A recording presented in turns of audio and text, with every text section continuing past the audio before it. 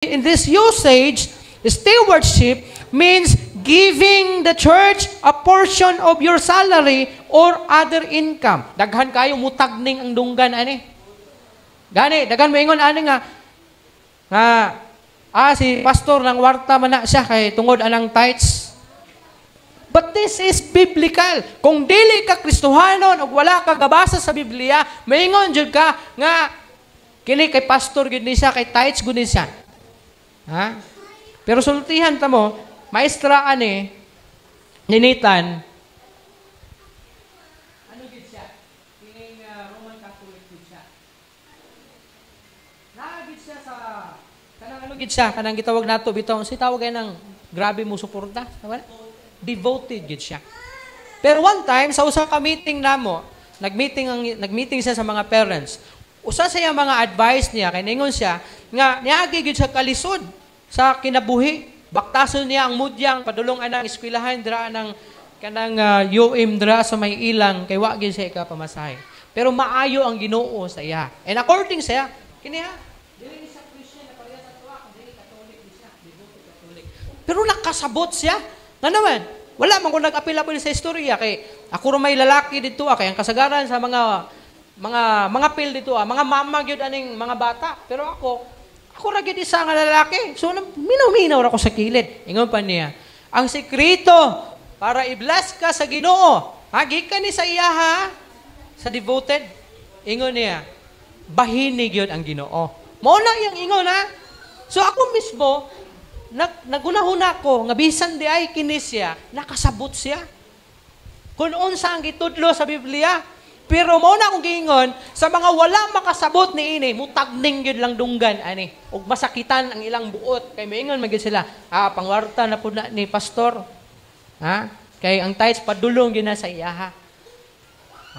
Pero biblically kini siya nagpasabot nga ikaw magahatag sa bahin diha sa balay sa Ginoo diha sa imong kinitaan. Kung nanarbaho ka, nakaibahin sa Ginoo, kasabot ganito siya about 10%. Nasa tagaan gid nimo og ikapulo. Ingnan niya tong mga mama, kanya kay para di mo maglisod, pareha na ako. Ha? Gi-bless ko sa Ginoo. Kay nagagahin jud ko sa akong sweldo og 10%, ihatag nako sa kapilya ay sa kanang katedral nila. Kapilya ba ni tawag ana? Bisan siya, nakasabot siya. The ability to work. Nga naman, ngano daw kinahanglan nimong mubahin? Because gitagaan ka sa Ginoo, abilidad sa pagtrabaho.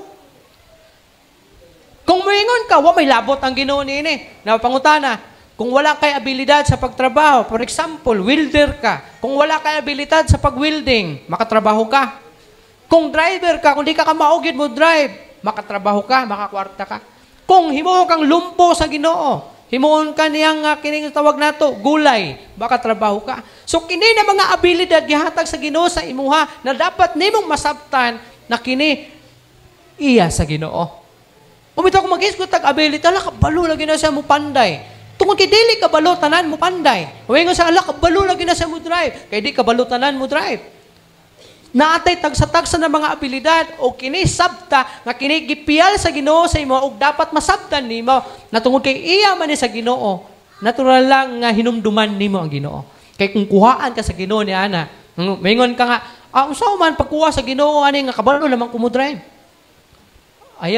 Ayaw pagkumpiyansa, kay pwede ka piangan sa Ginoo, para nakaka-drive. Nagpiangan imong duha ka tail, unsa man pagtukod sa pedal sa sakyanan. Tulog na lang ka sa balay, paabot ka sa kamatayon nimo.